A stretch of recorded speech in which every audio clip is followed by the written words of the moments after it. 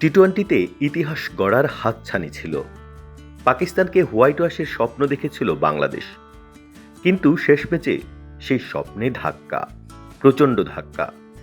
One day test, এরপর এবারে T twenty সিরিজে পাকিস্তানের বিপক্ষে 2-0 এগিয়ে থেকেই শেষ ম্যাচে মাঠে নামে লিটন দাসের দল। লক্ষ্য ছিল ইতিহাসে প্রথমবারের মতো পাকিস্তানকে টি-টোয়েন্টিতে ধবল ধোলাই করা, কিন্তু হলো ঠিক উল্টো। শেষ ম্যাচটা শুধু দুই দলের জন্যই গুরুত্বপূর্ণ ছিল না, মিরপুরে ছিল পুরো এশিয়ার চোখ। এসিসির বার্ষিক সভা শেষে এসেছিলেন সংস্থাটির প্রধান মোহসিন নাকভি সহ সকল সদস্য।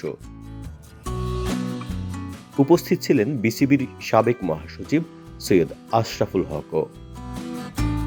সবাই মিলে দেখলেন বাংলাদেশের আন্তর্জাতিক ক্রিকেট মানেই গ্যালারি ভর্তি জনতা। মিরপুরের উইকেট প্রথমবারের মতো ব্যাটিং বান্ধব হয়েছিল, আর সেটার পূর্ণ সুবিধা নিয়েছে পাকিস্তান। রান বন্যায় ভেসে গেছে বাংলাদেশ, 74 রানের হার। এটাই শেষ ম্যাচের গল্প। ধবলধোলাইয়ের আশা ভেসে গেল হতাশার বৃষ্টিতে। তবে হতাশার মাঝেও আশার আলো। এই প্রথমবার পাকিস্তানের বিপক্ষে টি-টোয়েন্টি সিরিজ জয়। 2-1 ব্যবধানে ট্রফি লিটনদের হাতেই। বাংলাদেশের জন্য এই জয় কম কিছু না।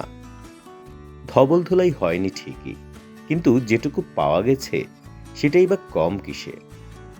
সিরিজ জিতে লাল সবুজে আবারও ফুটে উঠেছে বিজয়ের হাসি। আপনারা কি ভাবছেন শেষ ম্যাচের এই হারে?